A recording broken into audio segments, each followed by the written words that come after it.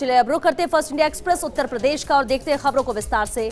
पूर्व आईएएस संजीव शरण समेत 4 अफसरों की सीबीआई जांच यहां पर हुई है। बलरामपुर के सुहेलवा वन रेंज में अवैध पेड़ कटान का यह मामला है। सीबीआई जांच की इसमें सिफारिश की गई। 2017 में 12 करोड़ की खैर की लकड़ी के कटान को लेकर लोकायुक्त में इसे लेकर शिकायत हुई थी। लोकायुक्त ने पूरे मामले में सीबीआई जांच की सिफारिश की। पूर्व आईएएस संजीव शरण, पूर्व आईएफएस डॉक्टर रूपक डे की जांच की सिफारिश है। वहीं मुख्य वन संरक्षक आईएफएस कुरुविला थॉमस और पीएफएस प्रभागीय वन अधिकारी की जांच की अनुशंसा भी यहां पर की गई। तो 4 अफसरों की सीबीआई जांच यहां पर होगी। अहम खबर, बलरामपुर के सुहेलवा वन रेंज में अवैध पेड़ कटान के मामले में सीबीआई जांच की सिफारिश की गई थी। 2017 में 12 करोड़ की खैर की लकड़ी के कटान को लेकर ही लोकायुक्त में इसे लेकर शिकायत की गई थी। लोकायुक्त ने पूरे मामले में सीबीआई जांच की सिफारिश की है। पूर्व आईएएस संजीव शरण, पूर्व आईएफएस डॉक्टर रूपक डे की जांच की सिफारिश की गई। वे मुख्य वन संरक्षक आईएफएस कुरुविला थॉमस और पीएफएस प्रभागीय वन अधिकारी की जांच की अनुशंसा यहां पर की गई है। यूपी की ब्यूरोक्रेसी में आईएएस अफसरों के बीच जंग छिड़ी हुई है। प्रमुख सचिव आईएएस बीएल मीणा के दुर्व्यवहार के विरोध में आज बंद रहेंगे दोनों ही निदेशालय। समाज कल्याण और अल्पसंख्यक कल्याण निदेशालय में कार्य का बहिष्कार किया गया है। दोनों निदेशालय के कर्मचारी अधिकारी आज कार्य बहिष्कार करेंगे। प्रमुख सचिव आईएएस बीएल मीणा पर दुर्व्यवहार और उत्पीड़न करने का यहां पर आरोप है। प्रमुख सचिव के खिलाफ दोनों विभागों के कर्मचारियों ने मुख्य सचिव से यहां पर शिकायत भी कर रखी है। चीफ सेक्रेटरी से शिकायत पर कोई सुनवाई नहीं हो रही है। आईएएस अफसरों की लड़ाई में आंदोलन के लिए सभी कर्मचारी यहां पर एकजुट हुए हैं। निदेशक समाज कल्याण आईएएस बालकृष्ण त्रिपाठी के हार्ट अटैक का यह मामला भी गरमाया हुआ है। प्रमुख सचिव के खिलाफ कार्रवाई की यहां पर मांग हो रही है। आईएएस बीएल मीणा ने डायरेक्टर को हटाने की भी यहां पर मांग की है। तो कार्य बहिष्कार का ऐलान यहां पर किया गया और आज कार्य बहिष्कार दोनों निदेशालय में किया गया है। प्रमुख सचिव आईएएस बीएल मीणा के दुर्व्यवहार के विरोध में आज बंद रहेंगे दोनों ही निदेशालय। यूपी की ब्यूरोक्रेसी में आईएएस अफसरों के बीच अब यहां पर जंग छिड़ चुकी है और इसी के तहत ही आज दोनों निदेशालय बंद रहे। समाज कल्याण और अल्पसंख्यक कल्याण निदेशालय में कार्य बहिष्कार किया गया और दोनों निदेशालय के कर्मचारी अधिकारी आज कार्य बहिष्कार करेंगे। प्रमुख सचिव आईएएस बीएल मीणा पर दुर्व्यवहार और उत्पीड़न करने का आरोप है। वहीं प्रमुख सचिव के खिलाफ दोनों विभागों के कर्मचारियों ने मुख्य सचिव से शिकायत कर रखी है। चीफ सेक्रेटरी से शिकायत पर कोई सुनवाई नहीं हो रही है। वहीं आईएएस अफसरों की लड़ाई में आंदोलन के लिए अब सभी कर्मचारी एकजुट हो चुके हैं। निदेशक समाज कल्याण आईएएस बालकृष्ण त्रिपाठी के हार्ट अटैक का मामला भी गरमाया हुआ है। वहीं प्रमुख सचिव के खिलाफ कार्रवाई की मांग की जा रही है। आईएएस बीएल मीणा ने डायरेक्टर को हटाने की भी मांग की। कानपुर डीआईजी का चला माफियाओं पर हंटर। पंचायत चुनाव से पहले एक्शन में दिखे डीआईजी प्रीतिंदर सिंह। कई माफिया और अपराधियों की धरपकड़ के लिए थानेदारों को निर्देश भी इसे लेकर दिए हैं। पंचायत चुनाव में माहौल खराब हुआ तो निपटेंगे थानेदार ही। कानपुर पुलिस ने कई अपराधियों को भी लिस्टेड कर उन्हें जेल भेजा है। बाकी की सूची भी यहां पर तैयार की जा रही है, यानी कि और भी अपराधी हैं जो अब सलाखों के पीछे जाएंगे। कानपुर डीआईजी का माफियाओं पर यह हंटर चला है। पंचायत चुनाव से पहले एक्शन में नजर आ रहे डीआईजी प्रीतिंदर सिंह। कई माफिया और अपराधियों की धरपकड़ के दिए हैं थानेदारों को निर्देश भी। वही पंचायत चुनाव में माहौल खराब हुआ तो थानेदार ही इससे निपटेंगे। कानपुर पुलिस ने कई अपराधियों को भी लिस्टेड कर उन्हें जेल भेजा है और बाकी की सूची भी यहां पर तैयार हो रही है। यानी आने वाले वक्त में और भी अपराधी हैं जो कि सलाखों के पीछे नजर आए। उत्तर प्रदेश के प्रयागराज में माफिया धनंजय सिंह को नैनी सेंट्रल जेल भेजा गया है। एमपी एमएलए कोर्ट में आज सुबह 11:15 बजे सरेंडर किया था। लखनऊ में अजीत सिंह हत्याकांड में नाम सामने आया था। धनंजय सिंह की गिरफ्तारी पर 25,000 का इनाम भी घोषित किया गया था। अपने वकीलों के साथ प्रयागराज की एमपी एमएलए कोर्ट में इन्होंने सरेंडर किया था। 2017 में जौनपुर के खुटन थाने में दर्ज पुराने मामले में बेल बॉन्ड कराया था कैंसिल। बेल बॉन्ड कैंसिल कराने के बाद कोर्ट ने हिरासत में लेने का आदेश दिया था और 1 अप्रैल को मामले की अगली सुनवाई भी होनी है। तो आज सरेंडर इन्होंने किया है, लेकिन 1 अप्रैल को अगली सुनवाई इस मामले को लेकर होगी। उत्तर प्रदेश के प्रयागराज में माफिया धनंजय सिंह को नैनी सेंट्रल जेल भेजा गया है। एमपी एमएलए कोर्ट में आज सुबह 11:15 बजे इन्होंने सरेंडर किया। लखनऊ में अजीत सिंह हत्याकांड में नाम इनका सामने आया था। धनंजय सिंह की गिरफ्तारी पर 25,000 का इनाम भी घोषित था। अपने वकीलों के साथ प्रयागराज की एमपी एमएलए कोर्ट में इन्होंने सरेंडर किया था। 2017 में जौनपुर के खुटन थाने में दर्ज पुराने मामले में बेल बॉन्ड इन्होंने कैंसिल कराया। बेल बॉन्ड कैंसिल कराने के बाद कोर्ट ने हिरासत में लेने का आदेश दिया था। अब इस मामले में अगली सुनवाई 1 अप्रैल को होगी। इधर मेरठ के इंचोली क्षेत्र के किसान ने गन्ना जलाया है। मसूरी गांव निवासी किसान पुष्पेंद्र सिंह ने आज 25 क्विंटल गन्ना जलाया। शुगर मिले किसान का गन्ना नहीं खरीद रही थी और ना ही किसान को पुराना पेमेंट मिल सका। किसान यूनियन जिंदाबाद के इस दौरान नारे भी लगाए गए। तो किसान ने अपना गन्ना यहां पर जला दिया। मेरठ के इचौली क्षेत्र का किसान है जिन्होंने अपना गन्ना जलाया। मसूरी गांव निवासी किसान पुष्पेंद्र सिंह ने आज 25 क्विंटल गन्ना जला दिया। शुगर मिलें खरीद नहीं रही थी किसान का गन्ना, तो वहीं ना ही किसान को पुराना पेमेंट मिल रहा था और इस वजह से किसान परेशान था। किसान यूनियन जिंदाबाद के नारे भी इस दौरान लगे। सपा सांसद आजम खां के पुत्र अब्दुल्ला आजम की बढ़ती जा रही है परेशानी। सीतापुर जेल में पिछले 1 साल से अपने पिता के साथ जेल में ही है अब्दुल्ला आजम। अब उनके खिलाफ स्वार कोतवाली में केस दर्ज कराया गया है। 2017 के विधानसभा चुनाव के नामांकन में झूठा शपथ पत्र देने का आरोप लगाया है। लोक प्रतिनिधित्व अधिनियम की धारा 125A के तहत रिपोर्ट दर्ज की गई। प्रभारी राजस्व निरीक्षक सोमपाल सिंह ने रिपोर्ट दर्ज कराई थी। अब्दुल्ला आजम 2017 के विधानसभा चुनाव में स्वार सीट से थे सपा के प्रत्याशी। वही विधानसभा चुनाव के नामांकन के वक्त अपनी उम्र को लेकर इन्होंने शपथ पत्र दिया था। हालांकि उनका नामांकन पत्र स्वीकार हो गया था और वो विधायक भी चुन लिए गए थे। उनके सामने बसपा से चुनाव लड़े नवाब काजिम अली खां और नवेद मियां ने हाईकोर्ट में इसे लेकर चुनौती दी थी, जिसके बाद सलाखों के पीछे है ये, लेकिन अभी भी इनकी मुश्किलें थमने का नाम नहीं ले रही हैं। तो सपा सांसद आजम खां के पुत्र अब्दुल्ला आजम की बढ़ती जा रही है परेशानी। सीतापुर जेल में पिछले 1 साल से अपने पिता के साथ ही है अब्दुल्ला आजम। अब उनके खिलाफ स्वार कोतवाली में भी केस दर्ज कराया गया है। 2017 के विधानसभा चुनाव के नामांकन में झूठा शपथ पत्र देने का इन पर आरोप लगाया है। लोक प्रतिनिधित्व अधिनियम की धारा 125A के तहत रिपोर्ट इसे लेकर दर्ज की गई है। वहीं प्रभारी राजस्व निरीक्षक सोमपाल सिंह ने रिपोर्ट दर्ज कराई है। अब्दुल्ला आजम 2017 के विधानसभा चुनाव में स्वार सीट से सपा के प्रत्याशी थे। विधानसभा चुनाव के नामांकन के वक्त अपनी उम्र को लेकर उन्होंने शपथ पत्र भी दिया था। हालांकि उनका नामांकन पत्र स्वीकार हो गया था और वो विधायक भी चुन लिए गए थे। उनके सामने बसपा से चुनाव लड़े नवाब काजिम अली खां उर्फ नवेद मियां ने हाईकोर्ट में इस मामले को लेकर चुनौती दी थी। औरैया में सपा नेता सुधीर यादव गिरफ्तार हुए हैं। सपा नेता पर धारा 304 का मामला दर्ज है। थाने में दर्ज मुकदमे में गिरफ्तारी हुई। लेखपाल को गैर इरादतन मारने का इन पर आरोप है। स्वाट टीम प्रभारी आलोक दुबे ने इनकी गिरफ्तारी की है। तो औरैया में सपा नेता है सुधीर यादव जिनकी गिरफ्तारी हो चुकी है। सपा नेता पर धारा 304 का मामला दर्ज किया गया। थाने में दर्ज मुकदमे में इनकी गिरफ्तारी हुई है। वहीं लेखपाल को गैर इरादतन मारने का इन पर आरोप है। स्वाट टीम प्रभारी आलोक दुबे ने इनकी गिरफ्तारी की। लखनऊ में अब ड्राइविंग टेस्ट पास को ही मिलेगा लाइसेंस। जी हां, रोजाना बनेंगे केवल 250 लाइसेंस। परिवहन विभाग ने आरटीओ में बिना वाहन टेस्ट के ही परमानेंट ड्राइविंग लाइसेंस बनाकर देने वाले सिंडिकेट पर शिकंजा कस दिया है। इसके लिए आरटीओ में रोजाना बनने वाले परमानेंट डीएल का टाइम स्लॉट घटा दिया गया।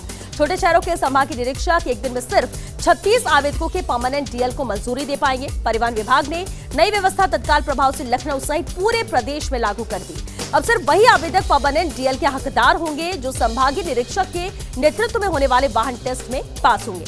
अब राजधानी में रोजाना 351 की जगह 216 आवेदकों के परमानेंट डीएल ही बन सकेंगे। तो ये नंबर निर्धारित कर दिया गया है। 250 से ज्यादा यहाँ पर डीएल नहीं बनेंगे। रोजाना लखनऊ में ड्राइविंग टेस्ट पास को ही अब लाइसेंस मिलेगा, ये तय कर दिया गया है। परिवहन विभाग ने आरटीओ में बिना वाहन टेस्ट के ही परमानेंट ड्राइविंग लाइसेंस बनाकर देने वाले सिंडिकेट पर शिकंजा कस दिया है। इसके लिए आरटीओ में रोजाना बनने वाले परमानेंट डीएल का टाइम स्लॉट भी घटा दिया गया। छोटे शहरों के संभागीय निरीक्षक एक दिन में सिर्फ 36 आवेदकों के परमानेंट डीएल को मंजूरी दे पाएंगे। वहीं परिवहन विभाग ने नई व्यवस्था तत्काल प्रभाव से लखनऊ सहित पूरे प्रदेश में लागू कर दी है और अब सिर्फ वही आवेदक परमानेंट डीएल के हकदार होंगे जो संभागीय निरीक्षक के नेतृत्व में होने वाले वाहन टेस्ट में पास होंगे। अब राजधानी में रोजाना 351 की जगह 216 आवेदकों के परमानेंट डीएल ही बन सकेंगे। उत्तर प्रदेश में त्रिस्तरीय पंचायत चुनाव के लिए जारी आरक्षण ने कई बड़े नेताओं का गणित बिगाड़ दिया है। उनमें से एक इटावा में सफाई ब्लॉक प्रमुख की सीट भी है।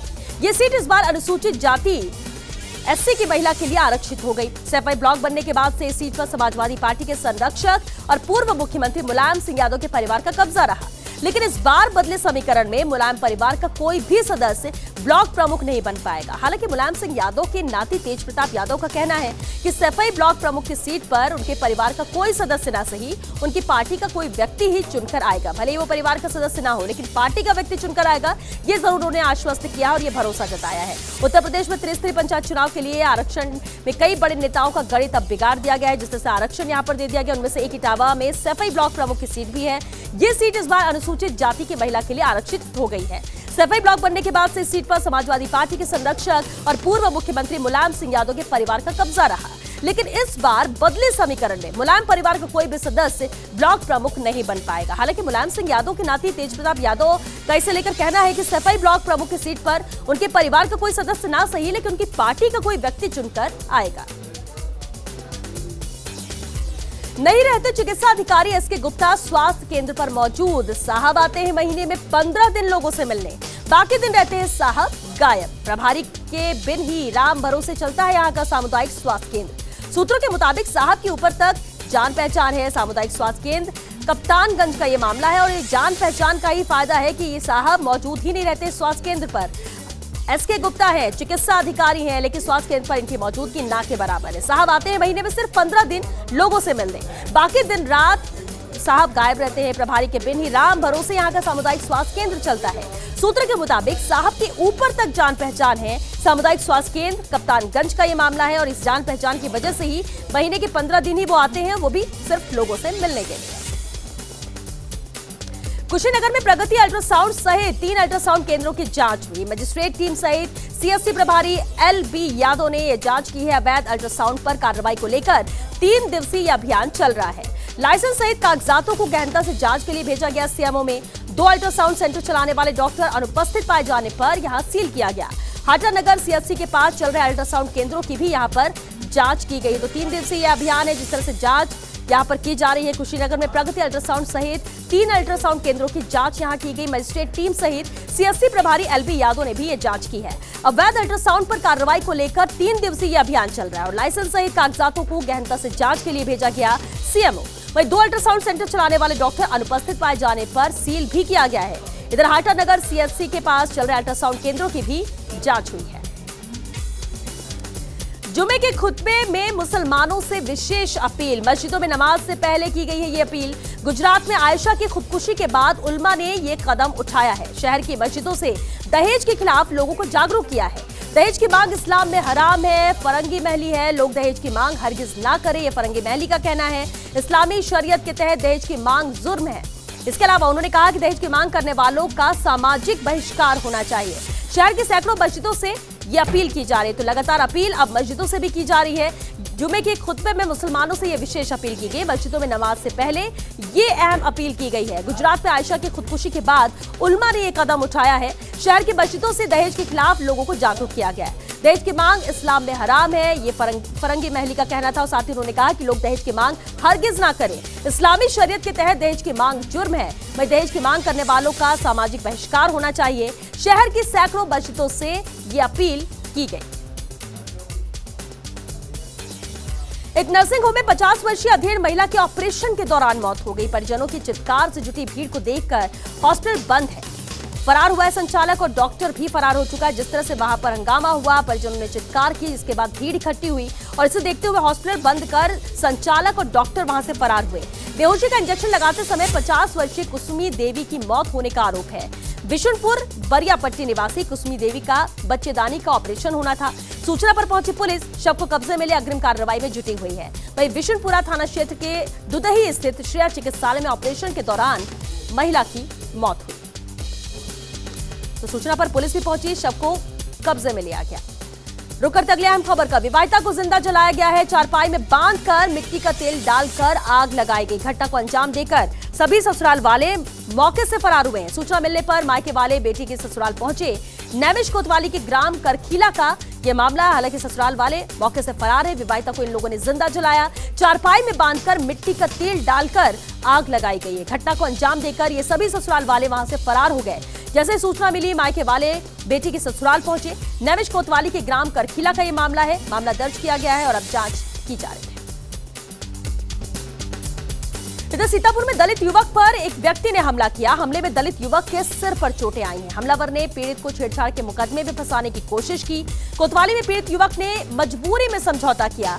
हमलावर के खिलाफ मुकदमा नहीं लिखाया गया। लहरपुर कोतवाली क्षेत्र के ठठेरी टोला मोहल्ले का यह मामला बताया जा रहा है।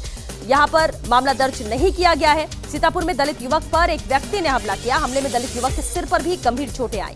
हमलावर ने पीड़ित को छेड़छाड़ के मुकदमे में फंसाने की कोशिश भी की। कोतवाली में पीड़ित युवक ने मजबूरी में यह समझौता किया। हमलावर के खिलाफ मुकदमा दर्ज ही नहीं करवाया। लहरपुर कोतवाली क्षेत्र के ठठेरी टोला मोहल्ले का यह अहम मामला है। इधर महिला के साथ दुष्कर्म कर महिला के रिश्तेदारों को गोली मारने का मामला है। आरोपियों की गिरफ्तारी की मांग को लेकर आत्मदाह का प्रयास किया गया। कमिश्नर कार्यालय के गेट पर पीड़िता और उसके परिजनों ने यहां मिट्टी का तेल डाला। आत्मदाह के प्रयास की घटना से यहां पर हड़कंप मच गया। अधिकारियों ने कार्रवाई का भरोसा दिया है। खरखौदा थाना इलाके के लोहिया नगर का यह मामला बताया जा रहा है। हालांकि कार्रवाई का आश्वासन दिया गया है। बता दें आपको, महिला के साथ दुष्कर्म कर महिला के रिश्तेदार को गोली मारने का यह पूरा मामला है। आरोपियों की गिरफ्तारी की मांग को लेकर आत्मदाह का प्रयास यहां पर किया गया। कमिश्नर कार्यालय के गेट पर पीड़िता और उसके परिजनों ने मिट्टी का तेल डाला और आत्मदाह की कोशिश की। आत्मदाह के प्रयास की घटना से यहां पर हड़कंप मच गया। अधिकारियों ने भी कार्रवाई का भरोसा दिया है परिवार को। खरखौदा थाना इलाके के लोहिया नगर का यह मामला है।